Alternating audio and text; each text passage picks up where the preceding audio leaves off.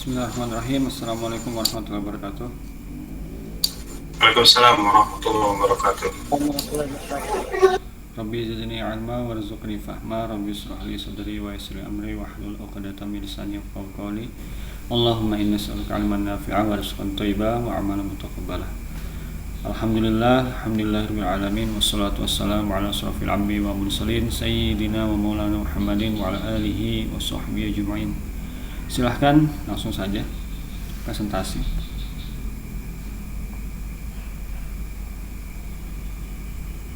Baik Pak, bentar.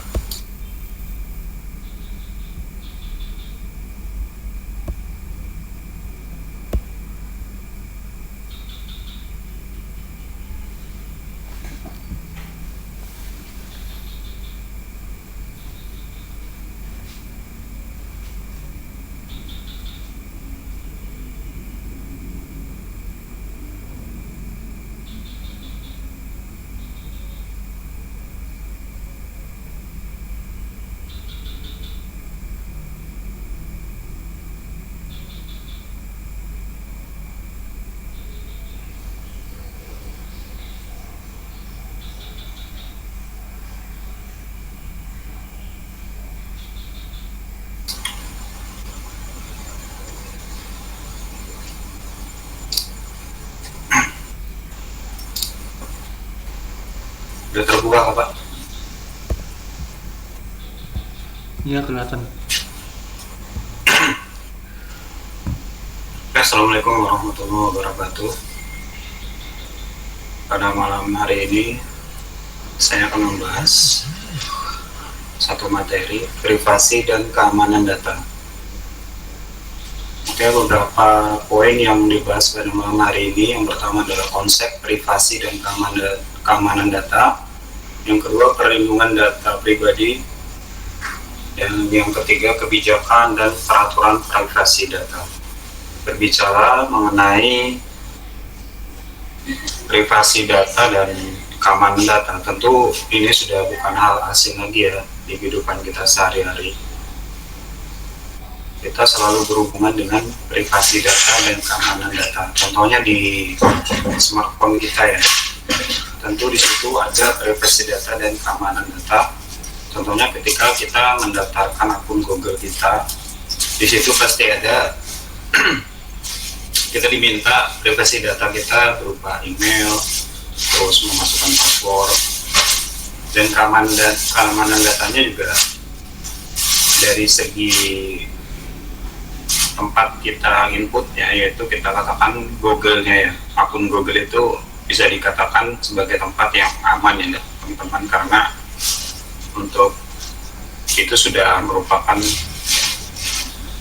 sebuah software yang kita bisa jamin keamanan datanya.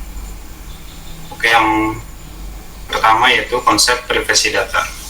Jadi maksudnya di sini adalah hak individu untuk mengendalikan informasi mengenai identitas, kehidupan pribadi, dan aktivitas dari mereka. Di sini melibatkan perlindungan terhadap akses, penggunaan, dan pengungkapan tidak sah terhadap data pribadi. Yang selanjutnya adalah prinsip-prinsip privasi data. Di sini ada 4. Yang pertama, kendali, transparansi, keamanan, dan akuntabilitas. Jadi kendali di sini yaitu seorang individu harus memiliki kendali atas data mereka sendiri, termasuk hak untuk mengetahui, mengakses, memperbaiki, menghapus, ataupun memindahkan data mereka. Yang kedua, transparansi. Berbicara mengenai transparansi, ketika kita ada di sebuah organisasi, tentu organisasi tersebut akan mengumpulkan dan menggunakan data pribadi kita. Jadi organisasi tersebut harus transparan tentang praktik pengumpulan dan penggunaan data pribadi yang mereka kumpulkan tersebut. Yang selanjutnya adalah keamanan. Jadi data pribadi harus dilindungi dari akses, penggunaan, dan pengungkapan yang tidak sah dengan langkah-langkah keamanan yang tepat. Yang selanjutnya akuntabilitas. organisasi yang mengumpulkan dan menggunakan data pribadi harus bertanggung jawab atas praktik mereka dan mematuhi peraturan privasi data yang berlaku. Tadi yang saya contohkan adalah ketika kita menginputkan data kita ke dalam akun Google ya teman-teman. Jadi Google tersebut bertanggung jawab atas apa yang mereka minta kepada kita dan data kita tersebut diberikan keamanan. Yang selanjutnya adalah manfaat privasi data. Jadi yang pertama adalah melindungi hak individu. Di sini privasi data melindungi hak untuk mengendalikan informasi pribadi dan untuk bebas dari pengawasan dan penyalahgunaan data. Yang kedua, meningkatkan kepercayaan. Jadi kepercayaan publik terhadap teknologi digital meningkat ketika privasi data dilindungi. Yang selanjutnya, mendorong inovasi. Privasi data yang kuat dapat mendorong inovasi dalam teknologi dan layanan digital. Yang selanjutnya, memperkuat ekonomi. Di sini, ekonomi digital yang kuat bergantung pada kepercayaan dan privasi data. Selanjutnya, tantangan privasi data di era digital. Tentunya sangat banyak ya teman-teman tantangan dalam melindungi privasi data. Yang pertama adalah perkembangan teknologi. Teknologi baru terus berkembang sehingga menimbulkan risiko baru bagi privasi data. Kedua, globalisasi data. Data pribadi sering dikumpulkan dan dibagikan lintas batas negara sehingga sulit untuk menegakkan peraturan privasi data. Yang ketiga, kekurangan kesadaran. Banyak dari kita yang tidak menyadari betapa pentingnya privasi data dan bagaimana data mereka digunakan. Yang keempat, penyalahgunaan data. Jadi data pribadi di sini dapat disalahgunakan untuk berbagai tujuan. Salah satunya adalah penipuan identitas, penargetan iklan, dan pengawasan. Apa sih langkah-langkah perlindungan data pribadi? Yang pertama adalah berhati-hati dalam membagikan informasi pribadi. Jadi di sini kita hanya bisa membagikan dan diwajibkan di sini membagikan informasi pribadi dengan organisasi yang kita percayai dan yang memiliki praktik privasi data yang baik. Yang kedua, membaca kebijakan privasi. Bacalah kebijakan privasi atau peraturan-peraturan yang ada dengan cermat sebelum membagikan informasi pribadi dengan organisasi. Yang ketiga, menggunakan pengaturan privasi. Gunakan pengaturan privasi di akun online untuk mengontrol siapa saja yang dapat melihat informasi Anda. Ini bisa kita lihat di contohnya salah satunya di Facebook ya teman-teman, atau di Google juga ada pengaturan privasi ini. Selanjutnya adalah menggunakan software keamanan. Jadi di sini kita menggunakan software keamanan, contohnya adalah antivirus, agar perangkat kita itu bebas dari malware dan peretas. Yang selanjutnya adalah tetap up to date. Jadi kita harus tetap update ya teman-teman tentang perkembangan terbaru dalam privasi data dan bagaimana melindungi diri dari berbagai ancaman yang ada. Yang selanjutnya kita berbicara mengenai konsep dari keamanan data. Jadi keamanan data adalah praktik dan proses yang dilakukan untuk melindungi data dari akses, penggunaan, atau perubahan yang tidak sah. Tujuannya di sini adalah untuk memastikan kerahasiaan, integritas, dan kesediaan data. Jadi di sini ada beberapa prinsip keamanan data. Yang pertama kerahasiaan, confidentiality. Yang kedua integritas, integrity. Yang ketiga ketersediaan, availability. Yang keempat minimalis data. Yang kelima perlindungan berlapis. Dan yang keenam adalah kewaspadaan terhadap ancaman. Kita bahas satu-satu ya teman-teman. Jadi kerahasiaan ini atau confidentiality, yaitu data hanya boleh diakses oleh orang-orang yang berwenang. Yang kedua, integritas. Di sini data harus kuat dan konsisten. Yang ketiga, ketersediaan. Data harus tersedia untuk digunakan saat dibutuhkan. Yang keempat, minimalis data. Itu hanya dikumpulkan dan simpan data yang benar-benar dibutuhkan. Yang kelima, perlindungan berlapis, yaitu menggunakan beberapa lapisan keamanan untuk melindungi data. Maaf Mas, di sini tampilannya enggak berubah di tempat saya. Kenapa begitu? Nah, baru ini berubah Pak. Nah, baru berubah. Nggak diklik kali ya? Tadi saya ini Pak, saya full screen jadi saya pakai scroll aja. Pantas. Oh iya, lanjut. Sampai di sini tadi Pak. Oke. Jadi gini aja Pak ya.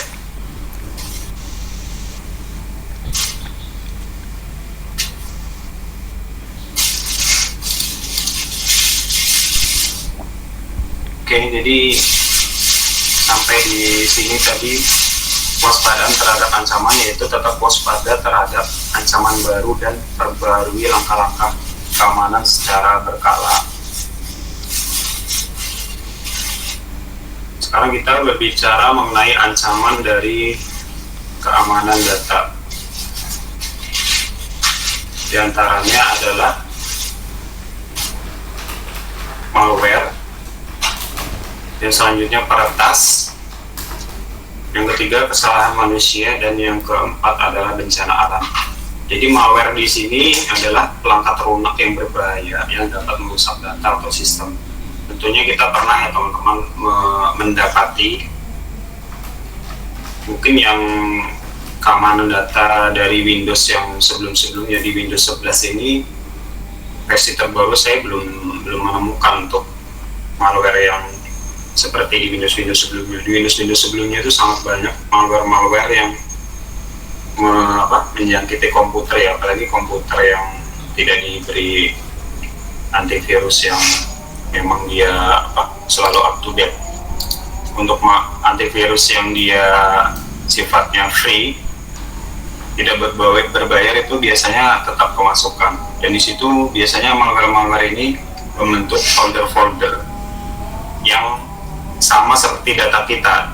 Artinya data kita yang asli itu disembunyikan malware, sementara yang ditampilkan di Windows Explorer itu adalah virus sebenarnya. Jadi ketika kita mengklik folder-folder itu sama dengan kita memasukkan virus-virus yang baru.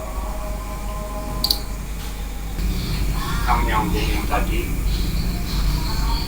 soal ancaman keamanan data. Pertama adalah malware, peretas, kesalahan manusia, dan bencana alam. Malware tadi sudah saya sampaikan. Selanjutnya adalah peretas, yaitu orang yang mencoba mendapatkan akses tidak sah ke data. Jadi disebut di hacker. Selanjutnya adalah kesalahan manusia. Jadi kesalahan manusia ini bisa jadi kesalahan yang tidak disengaja yang dapat menyebabkan data hilang atau rusak.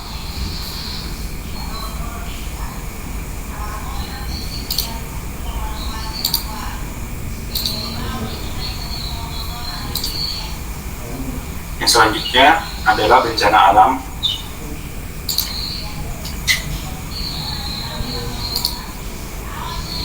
Jadi bencana alam di sini maksudnya seperti banjir, gempa bumi, atau yang lainnya yang dapat menyebabkan rusaknya data atau sistem. Yang selanjutnya adalah metode keamanan data. Yang pertama adalah kontrol akses, enkripsi, firewall, perangkat lunak antivirus dan anti malware, dan cadangan data.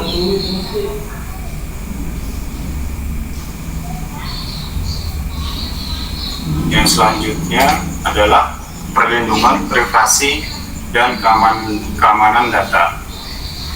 Jadi ada beberapa hal yang dapat kita lakukan untuk melindungi privasi dan keamanan data yang teman-teman. Yang pertama adalah menggunakan kata sandi yang kuat dan unik, aktifkan autentifikasi 2 faktor, hati-hati saat berbagi informasi pribadi online, perbarui perangkat lunak dan sistem operasi secara teratur, waspadai phishing, lindungi perangkat kita dengan perangkat lunak antivirus dan anti malware, dan yang terakhir cadangkan data Anda secara teratur. Jadi menggunakan kata sandi yang kuat dan unik di sini yaitu penggunaan informasi pribadi ya teman-teman. Jadi sangat diwajibkan untuk menghindari penggunaan data pribadi kita. Contohnya ada tempat dan tanggal lahir atau tahun penting, nama panggilan, nama anak atau hewan peliharaan, dan alamat tempat tinggal.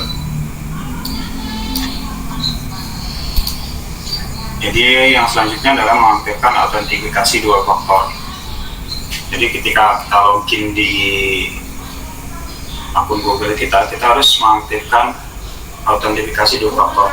Artinya ketika seorang itu akan meretas akun kita, itu secara otomatis akan ada verifikasi di handphone kita. Jadi kalau kita bukan yang meretas atau ingin masuk login, maka kita dapat membatalkannya. Selanjutnya adalah memperbarui software dan sistem operasi secara teratur. Jadi dengan terupdate-nya sistem operasi, itu dengan secara otomatis keamanannya juga, fitur keamanan itu akan diupdate ya teman-teman, diupdate ke versi yang terbaru. Jadi biasanya virus atau malware yang dikembangkan oleh orang-orang itu dia akan selalu terbarui ya teman-teman, mengikuti sistem operasi. Jadi ketika sistem keamanannya itu sudah baik, otomatis antivirus juga akan mencoba bagaimana cara membobolnya. Jadi dengan terupdate-nya sistem operasi itu secara otomatis akan mengupdate juga sistem keamanan. Jadi akan aman. Yang selanjutnya adalah mewaspadai phishing. Phishing di sini banyak ya teman-teman. Jadi ada yang menggunakan software antivirus, itu selanjutnya ada jaga informasi pribadi kita, hati-hati dengan pop-up, update browser, periksa akun online secara berkala, periksa keamanan situs, install toolbar anti-phishing, berhati-hati sebelum klik tautan, dan pelajari informasi terbaru tentang phishing. Yang selanjutnya adalah melindungi perangkat kita dengan antivirus atau anti malware terbaru. Banyak contohnya ya teman-teman, McAfee, Bitdefender, Avast, Norton, dan banyak lagi.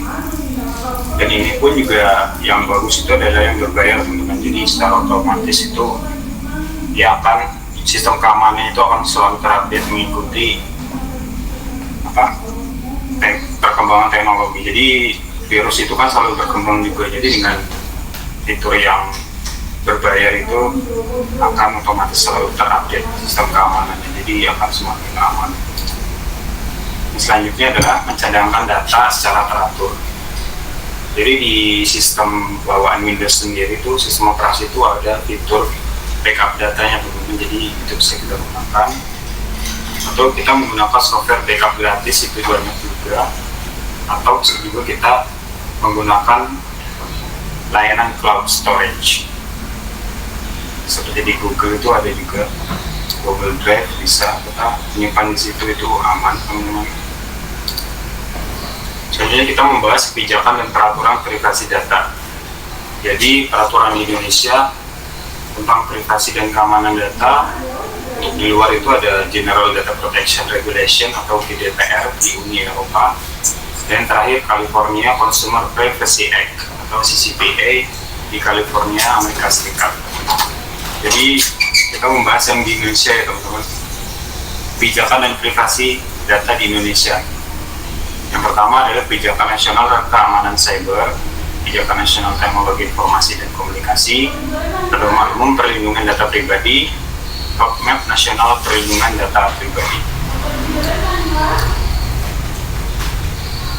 Yang selanjutnya, peraturan undang-undang di Indonesia mengenai privasi dan keamanan data.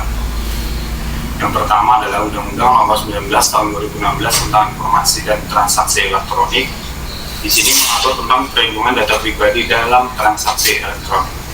Yang kedua, Peraturan Pemerintah Nomor 71 Tahun 2019 tentang Penyelenggaraan Sistem Elektronik. Di sini peraturan ini mengatur tentang penyelenggaraan sistem elektronik, termasuk kewajiban penyelenggara sistem elektronik untuk melindungi data pribadi kita. Yang ketiga adalah Peraturan Menteri Komunikasi dan Informatika Nomor 20 Tahun 2018 tentang perlindungan data pribadi dalam penyelenggaraan sistem elektronik. Jadi dalam peraturan ini mengatur tentang perlindungan data pribadi dalam penyelenggaraan sistem elektronik. Oke, jadi sekian dulu dari saya teman-teman. Kurang lebihnya saya mohon maaf. Kalau ada pertanyaan silahkan diajukan. Assalamualaikum warahmatullahi wabarakatuh.